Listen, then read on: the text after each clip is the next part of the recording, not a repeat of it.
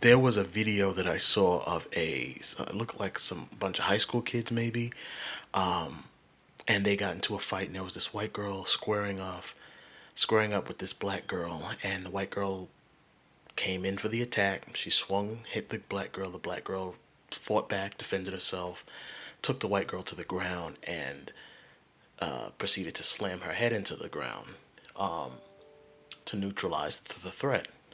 She got up, and when she got up, you could see that the white girl was on the ground seizing. It looked like she was just shaking, like she was going into cardiac arrest or something. But it looked really bad. And I wanted to talk about this because when I'm online reading the comments, you have all these white people who are angry and upset.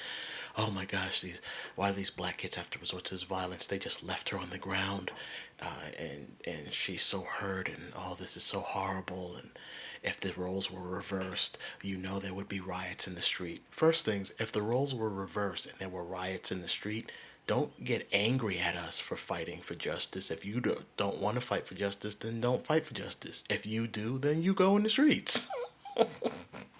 Get mad at us because we just choose to fight and try to defend ourselves.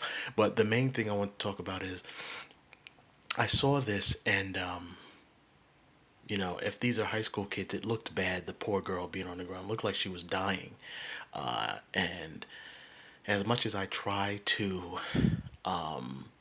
mirror the sort of attitude and mindset of white society, where children, 12-year-olds could get shot and executed for playing in a park. 17-year-olds can get attacked, beaten up, and then murdered just for, I don't even know what to say. Trayvon Martin did for walking, I guess, walking home with candy, I guess, I don't know. And they can see that and just be like, oh, who cares? Let the murderer go free, because we don't care. So I tried it as much as I try to mirror white society when it comes to not caring about the lives of people, especially black people, because apparently white people don't care about their own lives, but about not caring about the lives of black people. I can't. I'm black. I'm not that type of person. We're not those types of people. So seeing that kid on the ground, it was really disheartening, and I was like, I hope this kid's not on the ground dying. I was like, fuck, this kid, is she dying on the ground? So I felt bad watching it. But then I went to the comments and saw all the white people were saying. It kind of snapped me out of that. Because again, Tamir Rice, child, 12-year-old, 12, who was literally just playing in a park, didn't know what was going on. He was just playing, being a kid, and then the next moment he was shot to death. He was murdered. He just lost his life, and he didn't even know what was happening. Wasn't interacting with anyone, wasn't bothering anybody. He's just playing, and the next thing you know, he's dead.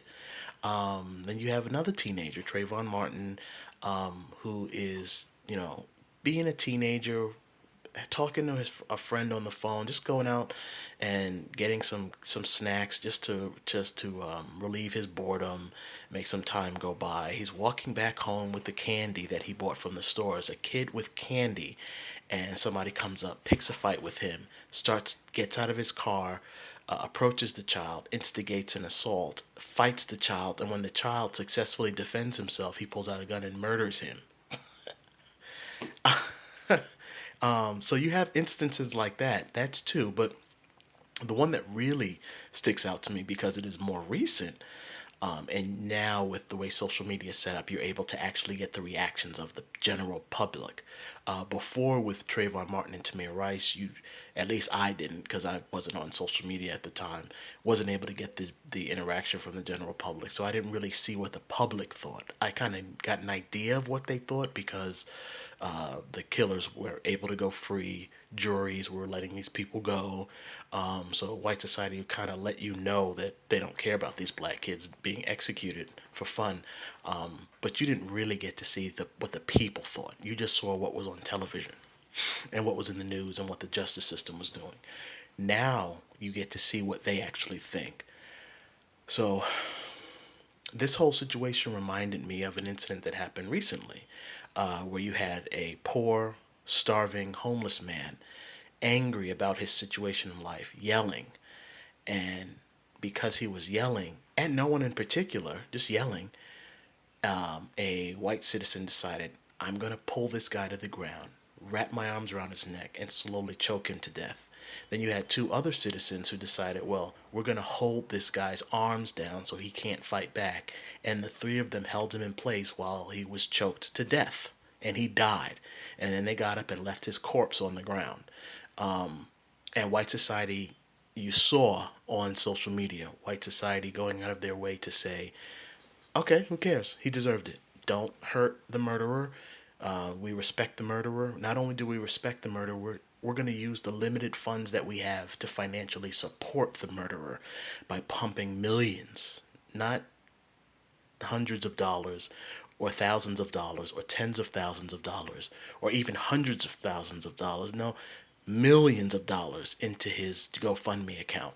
That's how much we support and appreciate this white man who executed this homeless man who choked him to death and then left his corpse on the ground. So white society has gone out of their way on many instances, many occasions to show us that if we're murdered, they appreciate the murder and they want it to happen and they want to financially support the murderers. So when I see videos like this, you know, I don't know how should I feel? Should I care now about the white girl who's on the ground shaking because her skull was slammed into the ground? I don't know. And then when you look at the scenarios aren't even the same. Again, Tamir Rice was playing in a park. He had no interaction with the cops, didn't know the cops, didn't know anything was happening until they shot bullets into his young body and murdered him. Trayvon Martin was just walking home, minding his business. He didn't had no reason to even talk to this person. He's just walking home. Guy gets out and kills him. Jordan Neely, yelling and maybe just unnerving some people, and for that somebody snuck up from behind and murdered him, executed him. They tortured him to death. In this scenario, this white girl not only was in a fight, wanted to fight, but she struck first, and the black girl was just defending herself. How many times do you see black people get executed by cops, and the justification by white society is, well, the black person didn't comply immediately. Well, because they talked back, they should have been murdered. Okay, well then you guys again, once again, white supremacists have allowed their jealousy and racism to set certain precedents that the rest of the society is going to go along with. All right, well, if you're saying that it's okay for black people to be murdered because because they did something that the murderer didn't like, well, this white girl attacked this black girl. She did something the black girl didn't like, so and I don't mean to laugh. You catch me laughing in a lot of these videos. It's not me not caring about the situation. It's kind of the frustration and the disgust with society in general. It's like the comedian from Watchmen said. It's all one big joke. It's like a joke. Society is a joke.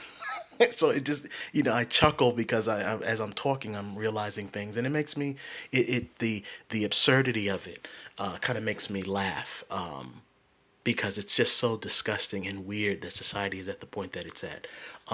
So with this white girl being knocked out in this way, I'm not gonna say I want it to happen, and I'm not gonna say that I'm glad that it happened. I wish it didn't happen. I don't want no kid in no situation like that. But again, I'm following white society's cue once again. I'm following their cue. If the roles were reversed, white society would be saying the same thing that they've been saying in the past. Well, the person who was almost killed, well, they shouldn't have been involved in a fight. Why were they fighting? Always looking for justifications when we're harmed or murdered. So I'm following their cue. I'm gonna look at the scenario for what it is. This was a fight that this white girl wanted to get involved in. She attacked this black girl. The black girl defended herself and did everything she could to neutralize the threat so that she could get up and focus on anyone else that's coming after her. This black girl wasn't trying I guarantee you, this black girl didn't wake up and say, "I'm gonna try to almost kill someone today." She got up, she went to school or wherever she was going. This altercation happened. This white girl decided, I want to attack. She attacked, and then the black girl defended her life successfully. So we should treat this black girl who successfully defended her life from this threat. We should treat her the same way that we've been treating others, like Daniel Penny, or George Zimmerman. We should treat her the way that we've treated Timothy Loman. All these people who actually murdered other citizens for no reason. They didn't have a reason to or a need to. They just decided they wanted to murder, so they took the opportunity to murder someone, and society excused it, and worked to help these people financially and to support these people. We should do the same thing for this young black girl who just was defending her life. She feared for her life, and so she fought back the best way that she could to stop the attack on her life. And of course, you're gonna have racists out there saying, "Well, this white girl wasn't as strong as the black girl." Well, guess what? Tamir Rice wasn't as strong as Timothy Loman. He was a 12-year-old boy. Timothy Loman was a fully armed police officer who had backup with him. He had weapons drawn, and he decided, I'm going to murder this 12-year-old child. And white society was like, okay. So when we see scenarios like this, because of the way white society has treated us, and they treat these types of scenarios, when we see a situation like this, black society is going to look at it and go, okay, and move on.